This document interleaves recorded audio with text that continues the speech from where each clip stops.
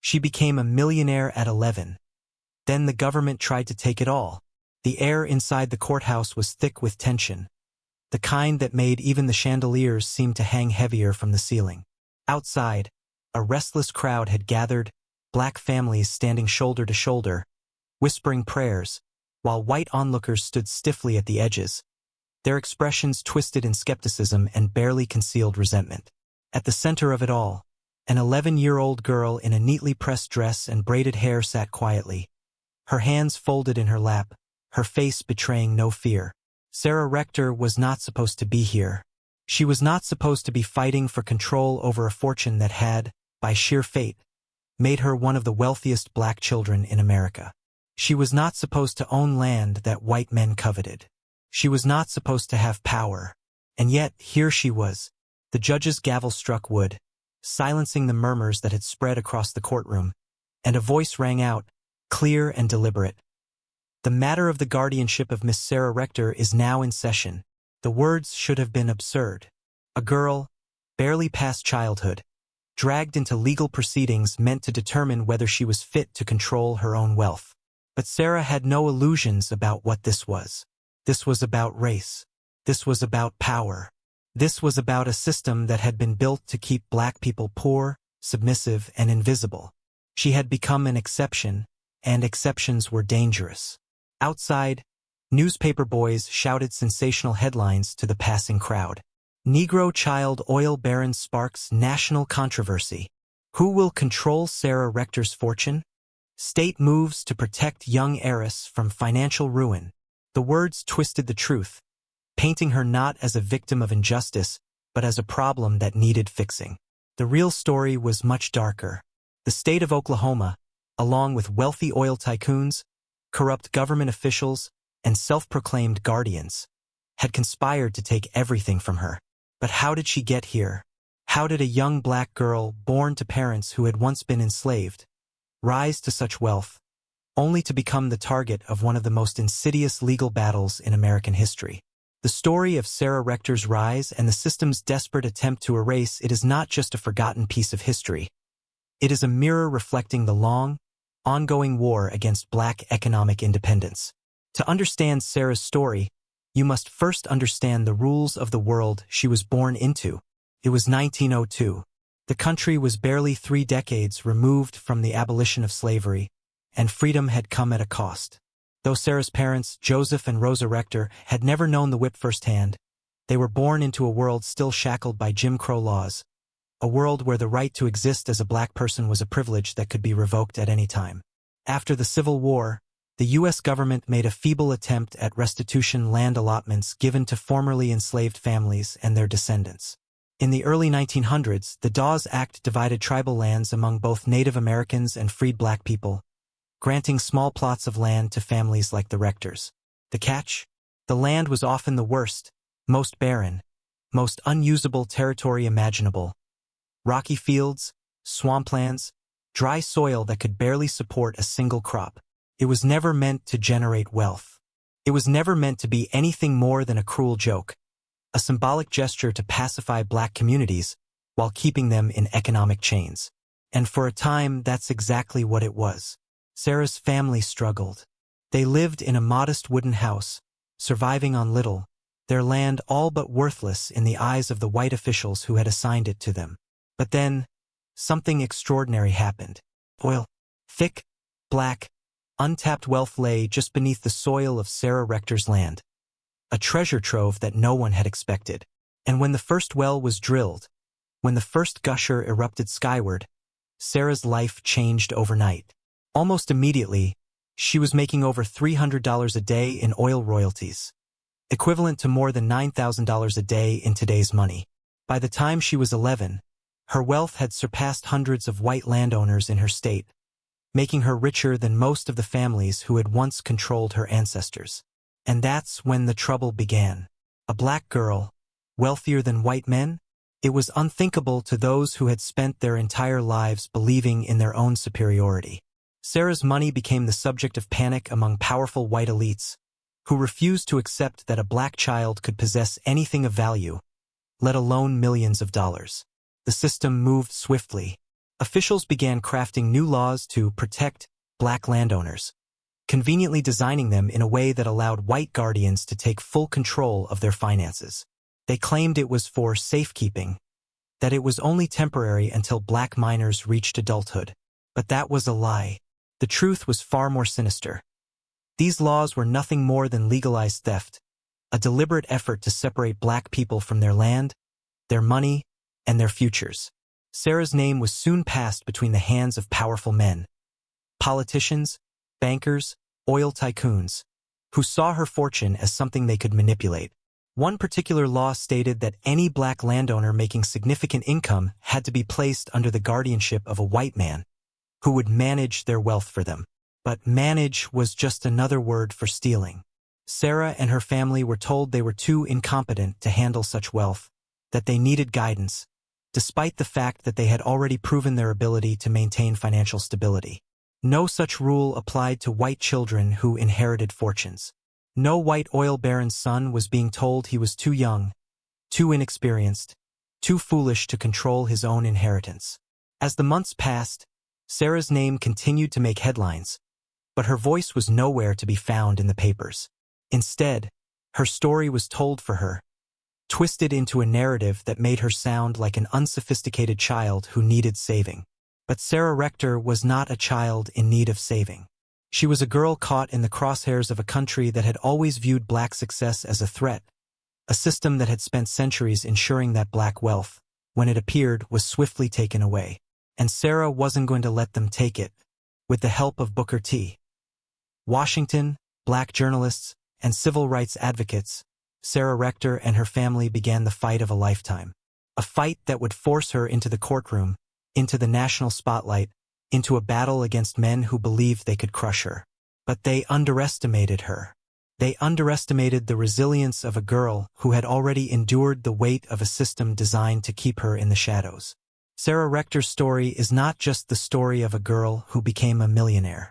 It is the story of how America has always feared black wealth. It is the story of how systems were built to erase, suppress, and control those who dared to break free from poverty. But most importantly, it is the story of a girl who refused to be erased. Have you ever heard of Sarah Rector before today? Have you ever wondered why her name has been buried, while the names of white oil barons and business magnates are etched into the pages of history? This is no accident. Black success has always been rewritten, stolen, or forgotten, because the truth is powerful. And now you know the truth.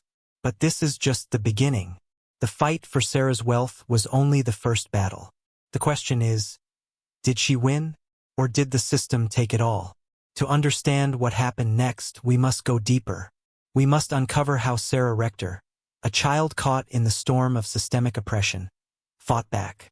The Oklahoma sun cast long golden streaks over the vast stretches of land that had once been dismissed as worthless, its dry soil cracking under the weight of a history that had never favored the people who now lived upon it. Among these lands, in a modest wooden house with thin walls and a roof that rattled whenever the wind howled, Sarah Rector was born into a world that had already decided her fate, or so it thought. Her family, descendants of enslaved people who had been freed less than 50 years prior, knew what it meant to struggle. Her parents, Joseph and Rosa Rector, worked tirelessly to provide for their children. But the truth was, they were barely getting by. Their land, 160 acres of rough, rocky terrain, had been given to them under the Dawes Allotment Act, a policy that supposedly granted freedom and opportunity to black families.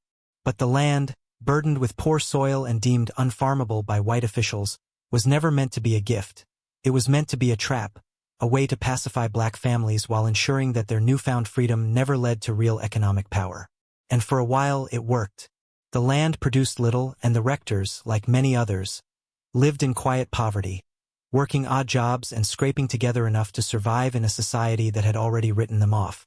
Sarah had no reason to believe that her life would ever change. She was just a girl, playing in the dust, helping with chores, watching her parents struggle but never complained. Her world was small until the day everything changed. It began with whispers, rumors carried by men with calloused hands and oil-stained clothes, murmurs of a discovery that had already begun to reshape Oklahoma's future. Oil. The black gold, hidden deep beneath the very lands that had been given away for nothing, was making white men rich overnight, turning barren fields into gold mines.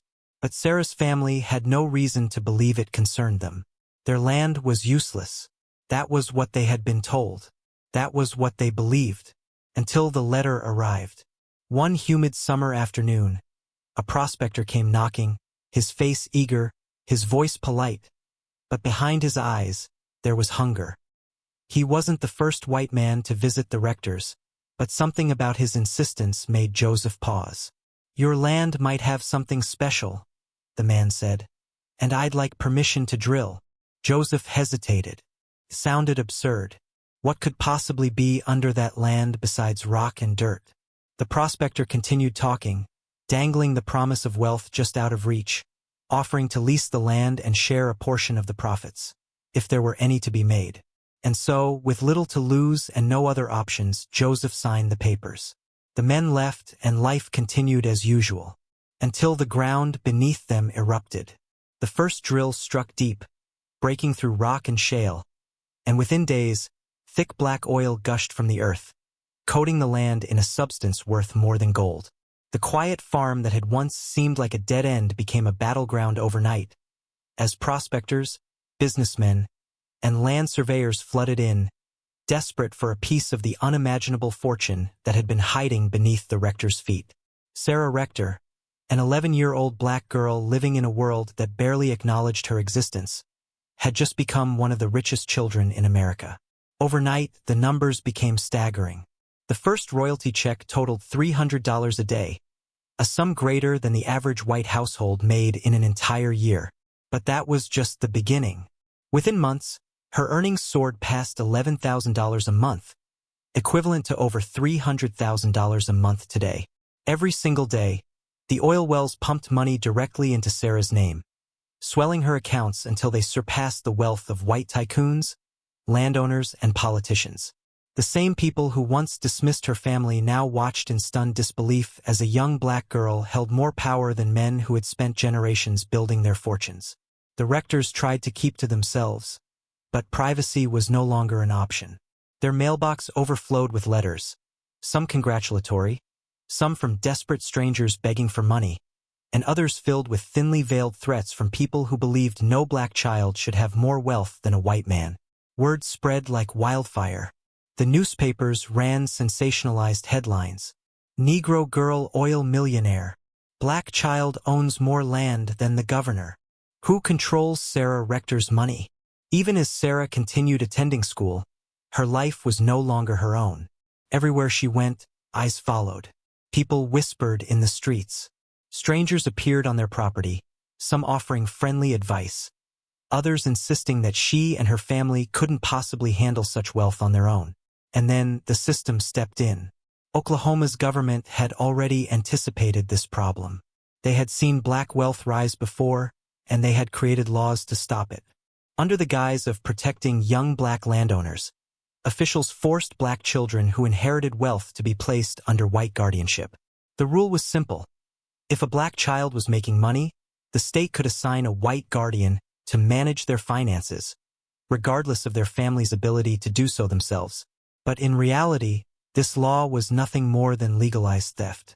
White men were given full control over the bank accounts, land leases, and oil royalties of black miners, siphoning money into their own pockets while leaving the rightful owners with little more than scraps. And now, the full weight of this system was coming for Sarah Rector. Despite the fact that her father had successfully managed their finances, despite the fact that no white child in her position would have been questioned, the state had already begun preparing to assign a white guardian to take control of her money. They would take it all, her wealth, her land, her future, under the excuse that she was too young, too black, too incapable to handle it herself. Sarah didn't ask to be rich. She didn't ask to become a symbol of black economic power. But now she was no longer just a child. She was a target, and the system was ready to strike. The moment the first oil check cleared in Sarah Rector's name, the system moved in like a storm, swift and merciless, ready to consume everything she had before she even understood what it meant to be rich. It did not matter that the money was rightfully hers. It did not matter that her father, Joseph Rector, was a responsible man who had never once mismanaged their home. It did not matter that Sarah herself was already proving to be intelligent, cautious, and far more competent than the white men who now sought to protect her. None of that mattered. The only thing that mattered was this. A black child now had more money than many white men in Oklahoma, and that was simply unacceptable. The same newspapers that had gleefully reported on Sarah's unexpected wealth now ran a new kind of story. Overnight, the headlines changed. No longer was Sarah Rector a fascinating child millionaire. She was now a problem to be solved, a ward in need of white intervention, a cautionary tale about the dangers of wealth in black hands. Writers crafted stories dripping with condescension, lamenting the plight of a young girl who had been thrust into wealth beyond her comprehension. But beneath the surface, the message was clear. Black people, no matter how educated, no matter how responsible, were never meant to have power. And so the theft began. State officials wasted no time. They dug into their arsenal of legal loopholes, using racist laws crafted specifically to keep black landowners under white control. These laws had been quietly written years prior, in anticipation of moments like this, moments when a black family might rise too high, slip through the cracks of oppression, and stumble into real economic power. The guardianship laws of Oklahoma were some of the most insidious tools in their arsenal. Under these laws, black children who inherited land or wealth could not be trusted to manage it, regardless of their intelligence, their family's financial stability, or the simple fact that white children of the same age were allowed to control their own estates. The law dictated that a white guardian must be appointed to oversee their money for their own protection. But protection was a lie. Sarah Rector's family was told she was too young to handle her affairs, that she needed a guardian, a white man, to manage her fortune. But the Rectors knew what this truly meant. They had seen it before. They had watched neighbors lose their homes, their land, their savings, not to bad business deals, but to so-called guardians who slowly siphoned everything away. These guardians would sell off assets under the guise of management, take loans against the land, pocket the royalties, and leave the original black owners with nothing but scraps, if they were lucky. This was not guardianship. This was legalized theft. Sarah's parents fought back. Joseph Rector had worked his entire life to build something from nothing, and he was not about to let the state rob his daughter. He resisted the appointment of a white guardian, arguing that he was perfectly capable of overseeing Sarah's finances. But his words meant nothing to the men who had already decided her fate. In the eyes of the system, he was a black man, and that alone was proof of his incompetence. They told him he was ignorant. They told him he was uneducated. They told him he was too simple to understand the complexities of money management. But Joseph Rector could read. He could do math. He could manage a household and land. And he knew exactly what they were trying to do. And so the battle lines were drawn. Sarah herself became a target of scrutiny. Her name passed around like an object, rather than a person. Legislators, businessmen, and judges, all white, debated her future as if she was a stray dog in need of an owner. Meetings were held behind closed doors, decisions made without her family's input, all under the guise of protecting a child who, in reality, needed no protection from anyone except the men trying to take her wealth. As the legal assault on Sarah's fortune escalated, white businessmen began circling like vultures. The same men who had ignored the Rectors now flooded them with offers to help manage their estate. These were not offers of kindness. These were offers of control. Behind every handshake, behind every polite smile, there was an unspoken threat. Give us a cut of your wealth, or we will take it all. And if that wasn't enough, the media turned on her completely. In some newspapers, Sarah was painted as a helpless, simple-minded child who didn't understand the value of money.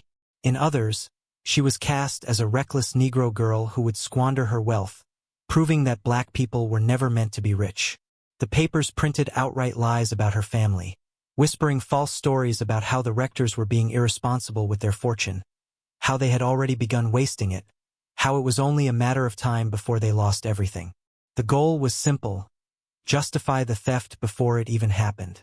If people believed the Rectors were fools, they wouldn't question why Sarah's money had been stolen, and so the pressure tightened. The government moved swiftly to push Sarah into guardianship. Officials claimed it was a routine matter, that this was for her own good. But Sarah Rector was not just another case. Her story had spread beyond Oklahoma, beyond the state lines, beyond the places where white officials could control the narrative. And that's when something happened that the system never expected. Black America took notice. Across the country, whispers of Sarah's plight reached the ears of powerful black leaders, journalists, and activists. The system had underestimated the power of black unity, the power of the press, the power of resistance. And when word reached the desks of men like Booker T. Washington, the fight became much bigger than one girl. Sarah Rector was no longer just a child. She was a symbol. Her case was no longer just about her wealth. It was about every black family who had lost land to corrupt white officials. It was about every black child who had been robbed under the excuse of guardianship. And so, the fight for Sarah's fortune became a fight for justice. Would she be the exception? Would she be the one who slipped through the cracks, who escaped the hands of the men determined to rob her blind? Or would the system crush her, just as it had crushed so many before her? The courtroom loomed ahead. The men in power were ready to take it all. But Sarah Rector, the girl they had underestimated, was ready to fight. And this time she was not alone. The courtroom was a stage, and Sarah Rector was the unwilling main character in a drama that had been performed countless times before. A black family, forced to stand before a system that had already decided their fate, pleading to keep what was rightfully theirs. It had happened before. It would happen again. But this time the world was watching. Sarah sat with her hands folded neatly in her lap, her dark eyes scanning the sea of white faces that filled the courtroom, most of them staring back at her with cold indifference. She was 11 years old, but at that moment, she felt centuries old, burdened not just with her own fight, but with the ghosts of every black family that had been robbed before her. Around her, the tension was suffocating. The white attorneys, the state officials, the so-called guardians, all of them pretending that they were here out of concern for her well-being. All of them hiding their greed behind legal jargon and polite tones. And then, there was her side. Black leaders had arrived. They had come from different cities, different backgrounds, but they all recognized what this was. This was not just about Sarah. This was a battle for black ownership, black autonomy, black survival. At the helm of her defense was Booker T. Washington, one of the most influential black men of the time, a leader who understood not just politics but power. When he heard about Sarah's case, he didn't hesitate. This was war, and he had fought these battles before. His presence alone turned Sarah's case into a national issue, one that white officials could no longer quietly manipulate behind closed doors. But even with Washington's influence, the system was still the system. It did not want justice. It wanted obedience. The white attorneys argued that Sarah needed a guardian. They painted her family as uneducated, as incapable, as reckless with money. The same tired excuses used every time black prosperity threatened white control. One attorney stood before the judge, his voice dripping with feigned concern. "This is not about race," he claimed. "This is about ensuring that a young child's wealth is managed responsibly." A lie. A blatant, arrogant lie. Sarah's lawyer, a black attorney who had seen too many cases like this, stood up slowly. His voice was calm, but his eyes burned with fury.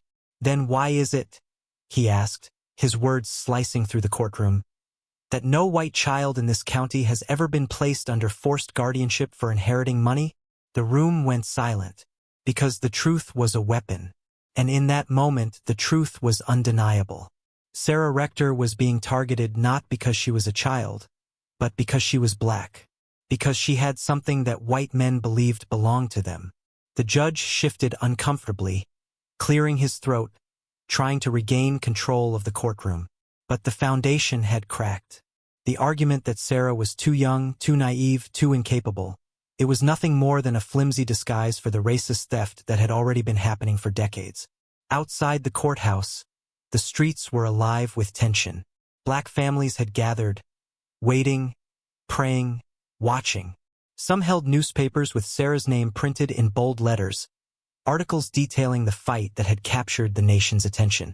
Others stood with arms crossed, faces hardened by generations of stolen land, stolen wages, stolen opportunities. They weren't just here for Sarah. They were here for themselves. Because if she could win, maybe, just maybe, the next black family wouldn't have to fight this fight. The courtroom battle stretched on for days. The white lawyers tried everything.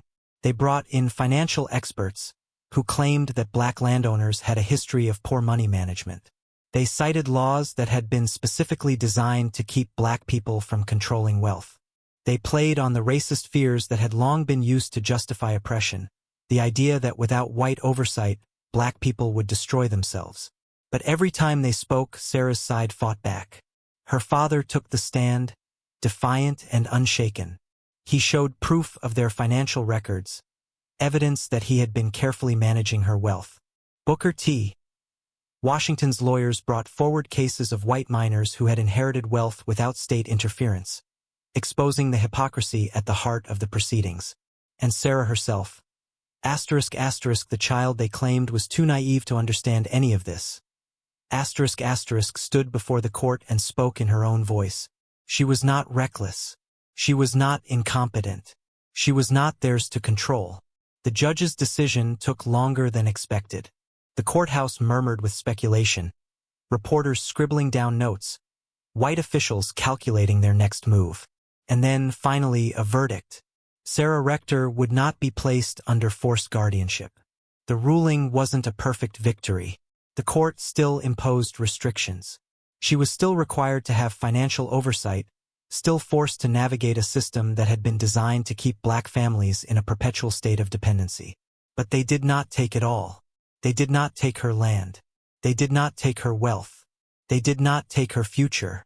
And in a time when black landowners were being robbed at an alarming rate, that was a revolution. Outside the courthouse, the news spread like wildfire. In black communities across the country, Sarah became a symbol of defiance.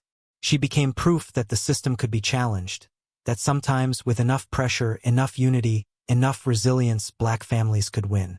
But the war was far from over, because while Sarah had won her case, the laws that had nearly stolen her wealth still existed. The system that had tried to erase her still stood. And she knew, even at her young age, that they would be watching her, waiting, hoping she would fail. But Sarah Rector was not going to fail. She was going to build. She was going to grow. She was going to ensure that her wealth did not die with her, but instead paved the way for generations to come. Because survival was not enough. She was going to thrive. The gavel fell for the last time in that stifling courtroom, sealing a victory that should have never needed to be fought. Sarah Rector, the girl they had tried to strip of everything, had won. She had kept control of her wealth, her land, and her future. But make no mistake, this was no gift. This was not the system suddenly finding fairness or morality.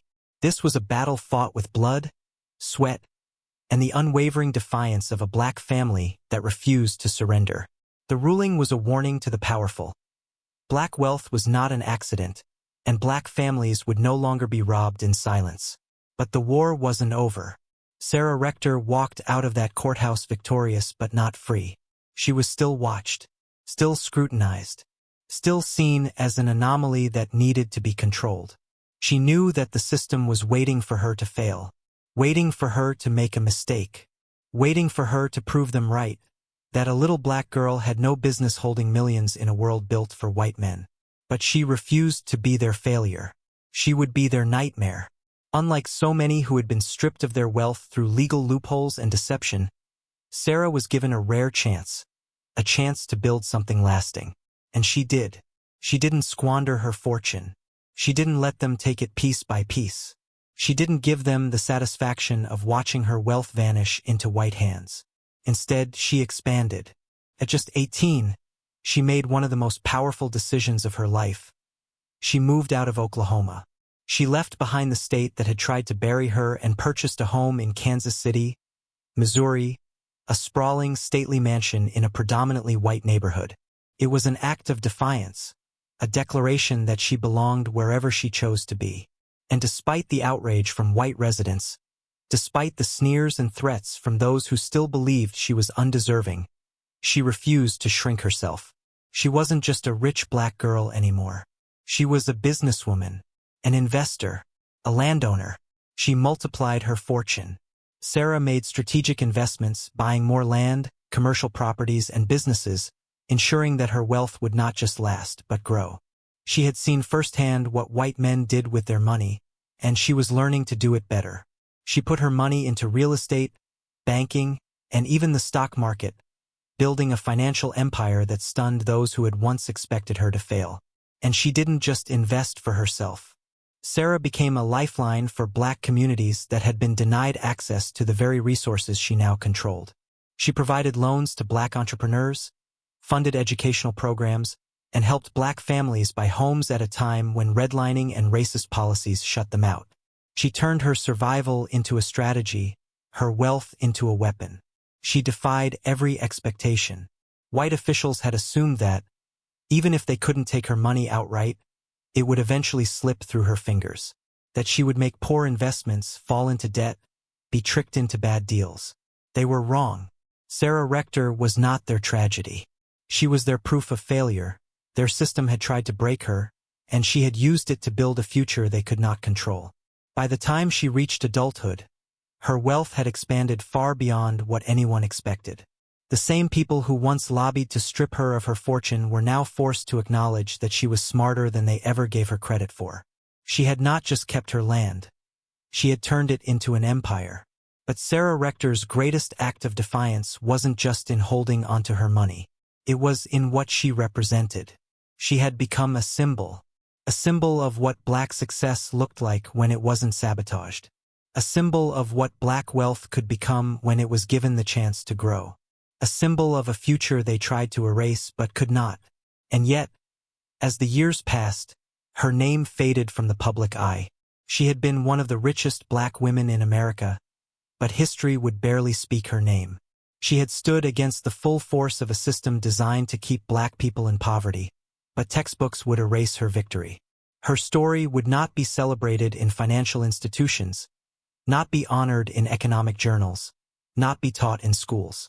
Because Sarah Rector's very existence was a threat. She was proof that black prosperity was possible, even under the crushing weight of oppression. That black intelligence was undeniable, even in a society that refused to recognize it. That black resilience was indestructible, even when they threw every obstacle in its path. And that kind of proof, it had to be buried. But now her name is rising again. Now her story is being told, not just as a footnote in history, but as a warning to those who believe black wealth can be stolen in silence. Sarah Rector did not just survive. She thrived. She built it. She won. And that is why her story, even after all these years, still matters. Because her legacy is bigger than her money. Her legacy is a blueprint for every black person who has ever been told they are not meant to succeed. Her legacy is a reminder that black wealth has always been a threat to white supremacy, but resilience will always be stronger. Sarah Rector's story is one of the greatest untold tales of black wealth in America. But now, it will be untold no more. Sarah Rector's story should be as well known as Rockefeller's, as Carnegie's, as Ford's. She was a millionaire at 11, a real estate mogul by 18, and a financier of black businesses at a time when simply existing as a wealthy black person could get you killed. But ask yourself, why don't we know her name? Why was her story buried, erased, reduced to a footnote, when white men with half her brilliance are celebrated as captains of industry? The answer is painfully clear. Black wealth has always been a threat to white supremacy. It has always been seen as an act of rebellion, a violation of the natural order that slavery, segregation, and systemic racism tried to enforce. It is why, from the moment Sarah struck oil, the system mobilized against her. It was never about her age. It was never about her ability. It was about control. Because when black people own wealth, they own power. And white America has always understood this better than we have been allowed to. That is why they burned down Tulsa. That is why they created redlining. That is why they looted black land through legal manipulation, denying black farmers and homeowners the ability to pass down generational wealth. The system was never broken. It was built this way, And Sarah Rector's story is a reminder of what happens when a black person beats the system at its own game. Her land was supposed to be worthless. They expected her to sell it for pennies, to walk away, to disappear into the cycle of black poverty they had carefully crafted. But she didn't. She held on. She fought. And she won. That is why they tried to take her money through white guardianship. That is why they smeared her name in the press. That is why they debated in courtrooms about whether she even had the right to keep what was hers. And yet she endured. Even when they stripped other black landowners of their fortunes through fraudulent loans and corrupt legal maneuvering, she found a way to thrive. Even when white business owners tried to sabotage her, when white politicians sought to trap her in legal limbo, she refused to be their victim. But how many other Sarah Rectors never had that chance? How many black landowners had their deeds stolen, their wealth erased, their futures rewritten into permanent cycles of poverty? How many times has the system succeeded in doing exactly what it tried to do to Sarah, without the world ever knowing their names? This is not ancient history. The same tactics used against Sarah Rector are still being used today. Black neighborhoods are still systematically stripped of their value through predatory lending and gentrification. Black wealth is still funneled away through discriminatory financial practices and corporate exploitation. Black success is still treated as a temporary mistake, one that must be corrected, controlled, or co-opted. And the worst part? Most of us don't even realize it's happening. Because when you erase history, you erase the blueprint. You erase the warning signs. You erase the proof that black wealth is possible. You erase the evidence that we have been here before, that we have fought these battles, and that we can win. Have you ever heard of Sarah Rector before today? If not, ask yourself why. Why do we know the names of white industrialists, white oil barons, white business moguls, but not the name of an 11-year-old black girl who became a millionaire? Why do we hear about the rise of black athletes, black entertainers, but not black financial pioneers? Why is black economic power always treated as an exception, a fluke, instead of what it truly is, a direct challenge to white supremacy? Because if we knew these stories, if we truly understood how much has been taken from us, how much has been stolen, how much has been erased, then we would stop playing their game. We would start building again. We would start reclaiming. We would start fighting not just to exist, not just to survive, but to thrive. And that is what they fear the most. Sarah Rector's story should have been the beginning of a new chapter in black history, one where land, wealth, and opportunity were passed down across generations. But instead, her legacy, and the legacy of so many like her, was buried. But now it is being unearthed. And now you know the truth. So what will you do with it? Will you let it be buried again? Or will you be part of the generation that finally says, enough? If you believe in restoring these erased stories, if you believe in reclaiming what was stolen, if you believe that black history is more than trauma, more than suffering, but a legacy of resilience, power, and triumph, then don't let this be the last story you hear. If you want to hear more untold black stories, subscribe now, because our history is not gone. It has just been waiting to be remembered. Sarah Rector's story is just one of the many untold truths hidden from history. If you believe black stories deserve to be heard, if you believe history should be told from our perspective, then hit that subscribe button and turn on notifications, because we're uncovering the past one truth at a time. And if this story moved you, don't keep it to yourself. Like, comment, and share this video so more people can learn the truth.